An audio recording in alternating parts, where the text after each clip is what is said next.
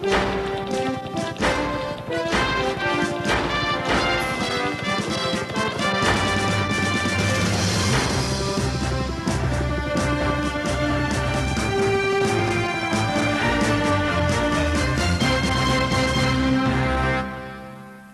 afternoon and welcome to the Discovery World Eyewitness Breaking Action News, live. All the news you need to know before you knew you needed to know it. I'm James. And I'm Chris. Our top story, the future. What's it going to look like? Dome cities? Underwater cities? Cities in the clouds? Flying cars and robot taxi drivers? It's up to us. And the people who are going to help make it happen are architects. Architects are going to build robot taxi drivers? Not quite. An architect is someone who takes empty space and turns it into a place to live, work, or play, like a house or an apartment building. Like a home or an office building or a stadium. And architects design communities and cities, one building at a time. I suppose New York wouldn't really be the same without the Flatiron Building. Milwaukee wouldn't really be the same without the gas building. And Paris just wouldn't be Paris without Louvre. Buildings really do help give a community its identity. Yep. Architects start with an idea, make a blueprint and a model, and then lead the project to completion. Architects have to know design and they have to understand engineering. They have to work with a lot of people in order to get the job done. And architects make a lot of choices when they design a building. One of the big ones is materials. Just what am I, the architect, going to make this thing out of? In the really, really old days, it was easy. You could build with stone or stone. Don't forget mud and straw. I love mud and straw. Today, there are all kinds of materials to build with. Brick, stone, concrete, glass, steel, and other new materials.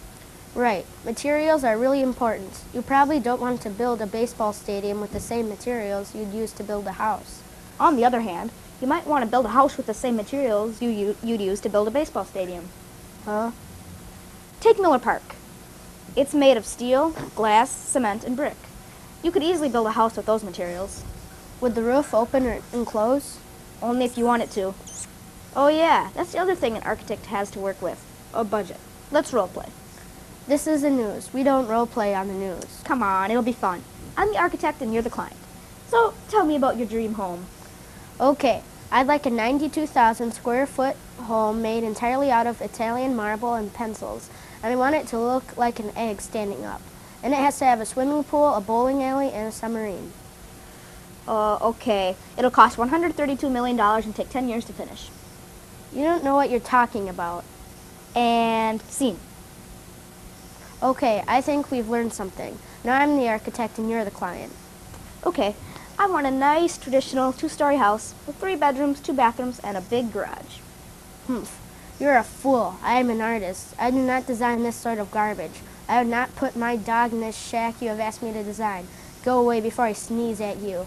And scene. For you folks at home, what we've just acted out is the classic struggle between art and function. Most architects want to create interesting new spaces. But those spaces have to work, too. Architects have to combine the client's vision with their own. If they're successful, their work will stand for a very long time. And they'll get rich. Not a bad gig if you can do it right. We head now to downtown Milwaukee and Michael, who is going to show us something architectural. I've lost my notes. Take it away, Michael. Thanks. This is Michael reporting live, sort of from downtown Milwaukee. Do you know this building? It's City Hall. It was built over 100 years ago, and at the time, it was one of the tallest buildings in the world.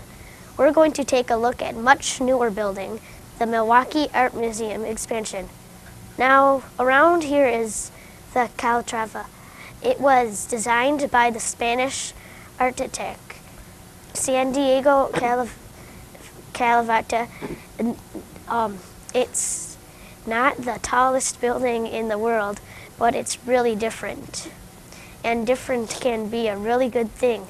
Do you see any difference between this building and the City Hall? Well, I hope so.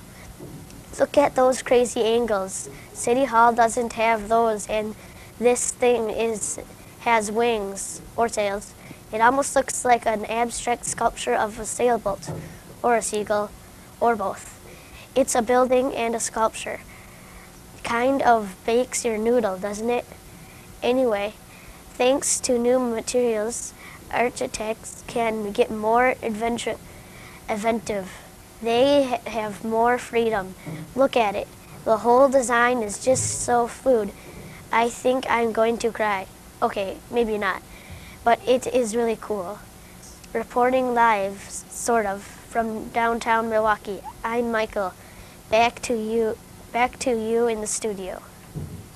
Thank you. Now for some expert commentary. Here's Discovery World Eyewitness Breaking Action News, Live's own dinosaur puppet.